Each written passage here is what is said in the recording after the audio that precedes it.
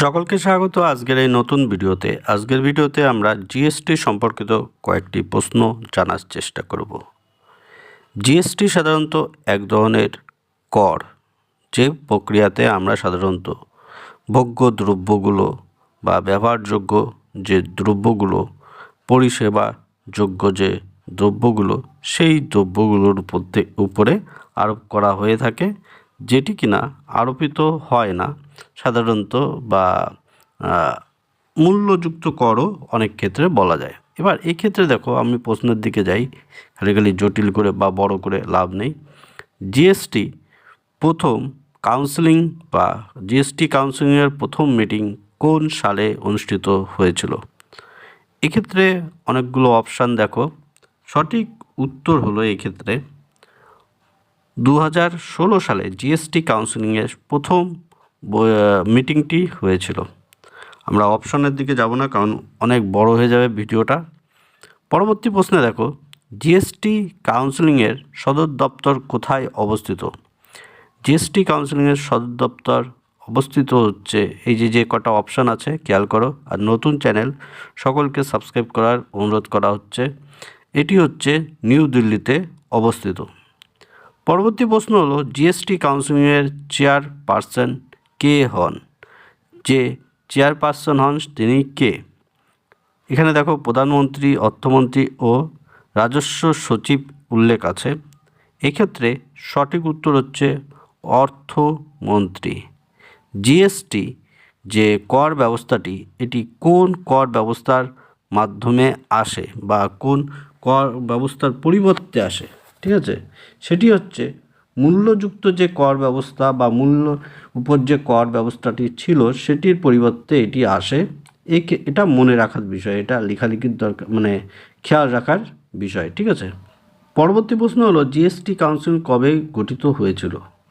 এক্ষেত্রে দেখো, আগেই বললাম 2016 সালে জিএসটি কাউন্সিলিং গঠিত হয়েছিল, এবং এই যে কাউন্সিলিংটি, এটি সাধারণত 12ই সেপ্টেম্বর 2016 সালে গঠন করা হয়েছিল।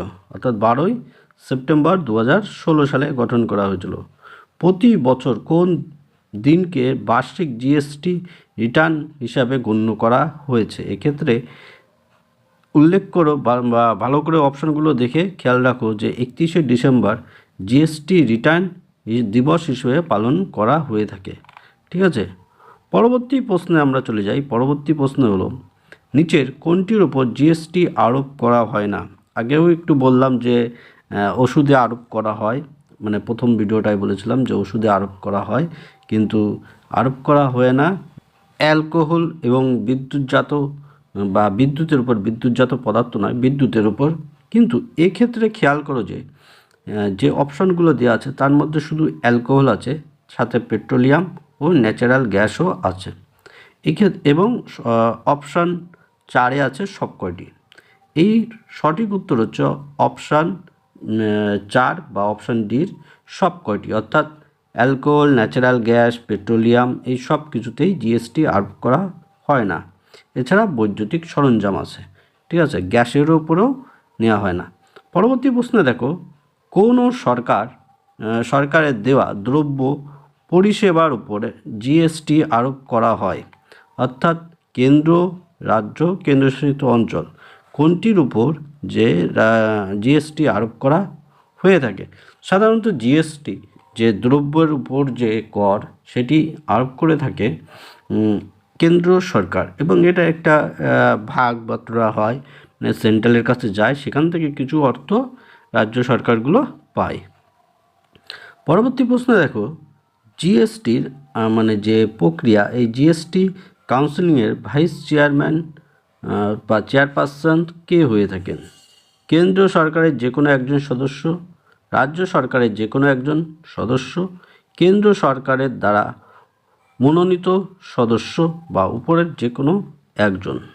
এক্ষেত্রে খেয়াল রাখতে হবে, মানে সঠিক উত্তর যেটা হবে, জিএসটি কাউন্সিলিংয়ের ভাইস চেয়ারপারসন হয়ে থাকেন রাজ্য সরকারের যে কোনো একজন সদস্য, অর্থাৎ প্রত্যেকটি রাজ্য থেকে এক একজন রাজ্য সরকারের সদস্য এই কাউন্সিলিংয়ের সদস্য হয়ে থাকে।